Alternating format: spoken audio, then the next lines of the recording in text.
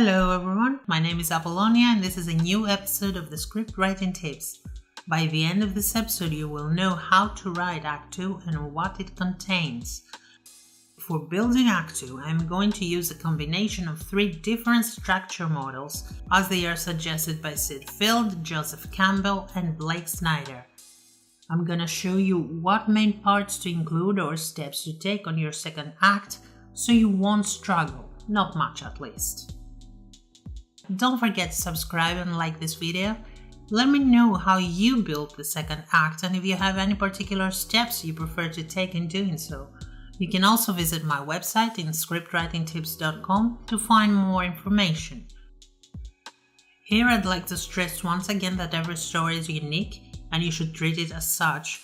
So everything we're saying in the story structure series are not rules written in stone. They're only guidelines. It's not a map, it's just a flashlight that shows you which possible routes are around, but you have to choose what will work better for your particular story. Act 2 is the biggest act according to the 3-act structure model. Usually it accounts for half of the overall story. That's why it's the part of the story where writers may easily suffer writer's block, struggle in vain, or get confused about what to write. However, Act 2 is the part of a movie that the audience remembers the most. It's the heart of the story. That's why it needs a lot of thinking and correct building. Think about it. If someone asks you, what's the movie Back to the Future about? Your answer is going to be it's about a guy who travels to the past and meets his parents. That's what you see in Act 2. Usually you won't give an answer using information from Act 1, neither Act 3. Or what's the movie Speed about? According to IMDb, it's about a young police officer who must prevent a bomb from exploding aboard a city bus by keeping its speed above 50 miles per hour. That's all Act 2. Only. In fact, by the end of Act 2, the speeding bus story has already finished. The major plot points in Act 2 are the midpoint and the second turning point. We have thoroughly examined these two in other episodes by Script Writing Tips. I'm gonna add the relevant links in the description section below for those who want to visit them.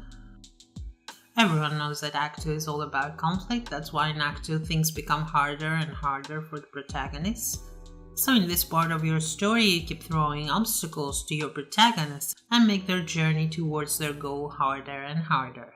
But knowing that, it's not enough. You could easily end up with a series of meaningless obstacles. So how can you build Act 2 in a meaningful, organic way? First thing you do before start writing Act 2 is to decide what your midpoint is going to be. In order to do that, you need to know where your story begins and where it ends. Only if you know the beginning and the end of the story, you can find the middle. The midpoint divides Act 2 in 2 parts, so after deciding what the midpoint is, you start building Act 2. Let's talk about the first half of Act 2. Act 2 starts the moment where the actual journey begins. The moment that the adventure starts. Joseph Campbell says that in the beginning of Act 2, the heroes find themselves in a new or an out-of-ordinary situation or into a new world. And now Act 2 begins. Okay, what would you do if you visited a new place? Or if you found yourself in a new, strange situation? Right, you explore it. You're trying to learn as much information as you can about this place or this situation. That's what characters usually do in the first half of Act 2. They are learning the ropes of the new world or the new situation they find themselves in. They get trained. They find out what are the rules of this new place. Also in this part, according to Blake Snyder, you give to the audience what you have promised them. It's the fun and games part. If you promised a romantic movie, here you show the romance. The heroes get to know each other better, while at the same time they have beautiful moments together. If you promised a detective horror movie, it is where various murders are taking place and the detectives are exploring this new situation and trying to find clues and understand how the murderer thinks and kills. And then comes the midpoint. Something very important happens in this moment and the story gets more complicated and the protagonists get to evolve. So in the first half of Act 2, protagonists still pursue their goal, but unexpected things are happening to them. Their ignorance of the rules makes them mostly reacting to various events rather than acting themselves. But from the midpoint, the protagonists usually become more energetic. In the second half of Act 2, they have learned the ropes of the new world or the new situation, and now there's less reacting and more acting. Characters never forget their goal, and now, as difficult as it seems, they think they know how to pursue it in this situation. Now let's talk about the second half of Act 2. In the second part of Act 2, protagonists have some winnings and some losses. However, this time, their losses are not for lack of knowledge on how the new world works, but they're usually about something more internal. It's lack of knowing who they really are or what they really need. Here, I suggest you to come up with some kind of a roadmap that your protagonists must follow to reach the end. You should think the building blocks, the steps that the protagonists have to take.